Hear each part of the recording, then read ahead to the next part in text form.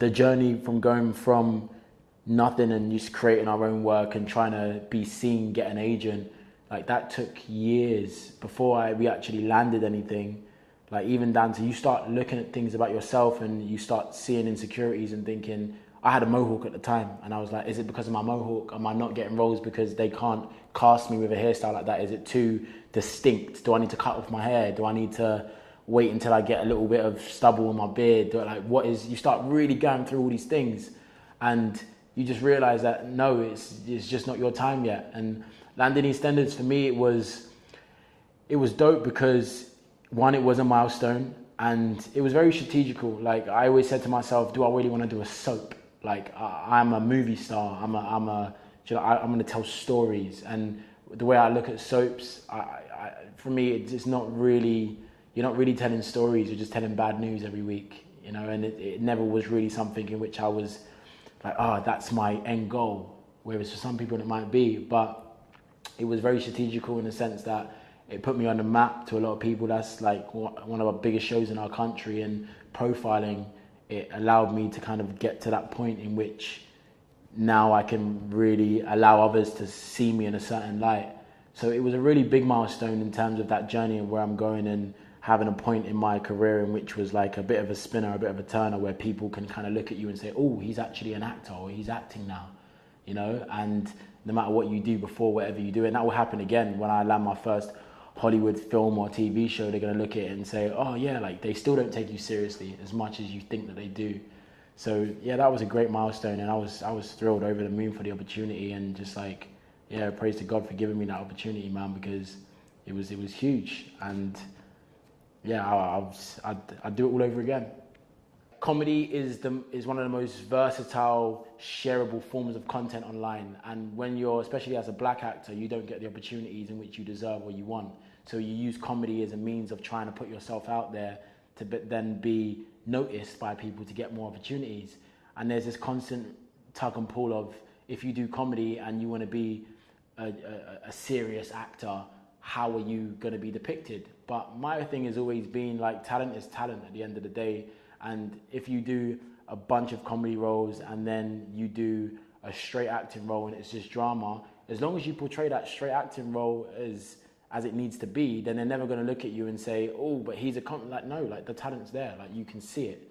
So although that was kind of spoken about, and it was like, oh, do you want to lay off that? And there are, like, you know, people in the scene who've stopped doing comedy videos because they feel like it would take them back. I'm the opposite. I feel like if you're talented, then you know that you can perform in that area, then just do it, and your talent won't be denied as long as it's there. So look at Will Smith, man. Like comedy, like one of the biggest straight actors in the world. So it is what it is. How often do I write? It goes in waves. It depends. Like now, I haven't sat down and written a project in probably about 6 months, because it's just been fully, you know, building all the comedy and building our business, and that's taken a lot of time. And it kind of goes from business to creative. And prior to that, when I'm in my creative headspace, I'm writing every day, whether it be new sketches or whether it be series ideas or formats or even treatments for different things, like just constantly writing. And when you're in that creative space, you've got to get all that juice out. And then when it's empty, you fill it up with water, and then bam, bang the business, and then you fill it up with juice again. And that's what I kind of look at, like water. Water's like business, and juice is creative. It's got flavor in it. Whereas water is just straight. It gives you what you need. It helps you, and you know, the money makes the world go around. So without water, you can't live.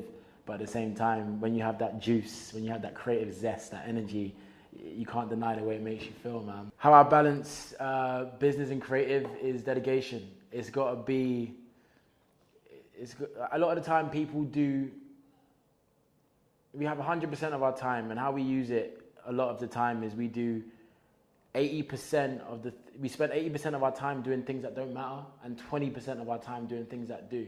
And what I mean by that is that we'll, you know, do this or do that, this little thing in which you don't necessarily need to do. You can get someone else to do that. Whereas if you apply your creative zest and your real acumen to things in which only you can do, you get 80% out of the 20% in which you're doing, you know. And it's just about prioritizing. Like, I really look at things and find, okay, do I need to do this? If I don't, then who within the team or who can I get to allocate that to, and how can I spend best time in getting that done, which then frees me up to be able to do more on the creative side. But at the same time, if there is a long stint of business in which needs to be done, but that's still part of that 20% in which only I can do, then you have to do that. So it goes in waves, man. I try to be as creative as possible, because creativity is, one, what keeps that fire burning, but two, that's what makes me happy. And the business side, it needs to be done, and in order to make myself happy and be creative, the business has to be there. So it's just about delegating it and kind of weighing up that 80-20 and making sure that you're in the right place at the right time.